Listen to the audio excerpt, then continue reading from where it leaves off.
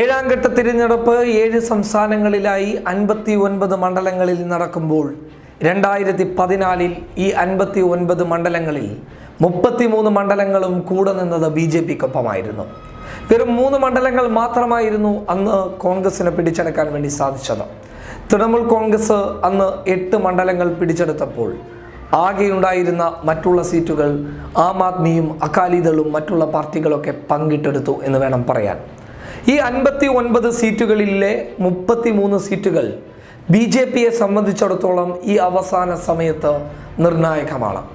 സർവേകളൊക്കെ BJPയുടെ പതനത്തിനെ കുറിച്ച് വ്യക്തമാക്കി പറയുമ്പോൾ ഈ 33 മണ്ഡലങ്ങൾ എന്തുകൊണ്ടും പിടിച്ചെടുക്കേണ്ട ഒരു ആവശ്യകതയിലേക്ക് BJP മുന്നോട്ട് പോകുമ്പോൾ എന്തുകൊണ്ടും അത് പിടിച്ചെടുത്തേ മതിയാകൂ എന്ന ലക്ഷ്യം RSS സംഘപരിവാർ സംഘടനകൾ മുന്നോട്ട് വെക്കുമ്പോൾ എന്തും ചെയ്യാൻ അവർ മടി കാണിക്കുകയില്ല.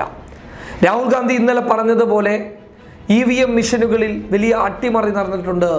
ആ വിഷയത്തിൽ വലിയ ആശങ്ക അദ്ദേഹം മുന്നോട്ട് വെച്ചപ്പോൾ അദ്ദേഹം വ്യക്തമാക്കി പറഞ്ഞതാണ്, ഞങ്ങൾ അധികാരത്തിലേറിയതിനു ശേഷം ഈ വിഷയത്തിൽ ഒരു തീരുമാനമുണ്ടാക്കും എന്നുള്ളത്.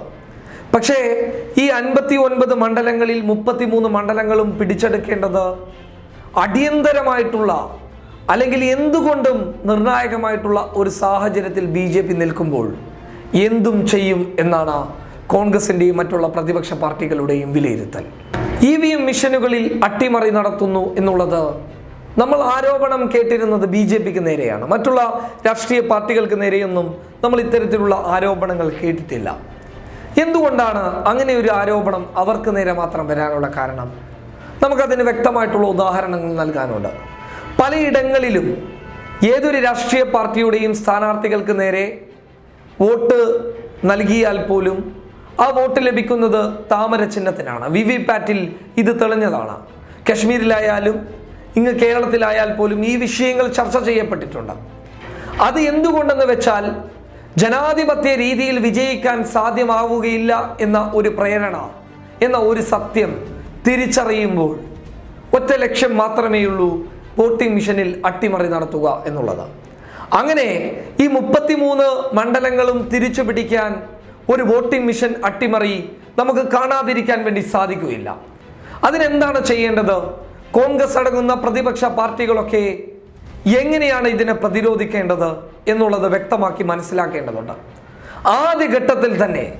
തിരഞ്ഞെടുപ്പിന്റെ ആദ്യ ഘട്ടത്തിൽ തന്നെ വോട്ടിംഗ് മിഷനുകളുടെ കടന്നുവരവ് വ്യക്തമായി പരിശോധിക്കേണ്ടതുണ്ട്. എവിടെ നിന്ന്, എങ്ങനെ, ആരിലൂടെ, ആർക്കൊക്കെ എന്നുള്ള ഒരു വ്യക്തമായിട്ടുള്ള സത്യങ്ങൾ തിരിച്ചറിയേണ്ടതുണ്ട്. എവിടെ നിന്നാണ് ഈ വോട്ടിംഗ് മിഷനുകളിൽ അട്ടിമറി നടക്കുന്നത്? നമ്മൾ കണ്ടതാണ്, ട്രക്കുകളിൽ പോലും പരസ്യമായി വോട്ടിംഗ് മിഷനുകൾ കൊണ്ടുപോകുന്നു. പാതി വഴിയിൽ വോട്ടിംഗ് മിഷനുകൾ കാണാതാവുന്നു. ഇങ്ങനെയുള്ള ഒരുപാട് ആരോപണങ്ങൾ വരുമ്പോൾ പ്രതിരോധിച്ച് ഇതിനെ ഇല്ലാതാക്കേണ്ടത് പ്രതിപക്ഷ പാർട്ടികളുടെ കടമയാണ്. ഈ 33 മണ്ഡലങ്ങളും നേടേണ്ടത് BJPയുടെ ആവശ്യകതയായി മുന്നോട്ട് വരുമ്പോൾ, എന്തും ചെയ്യാൻ മുന്നോട്ട് വരുമ്പോൾ EVM അട്ടിമറി നിങ്ങൾ കാണേണ്ടതാണ്.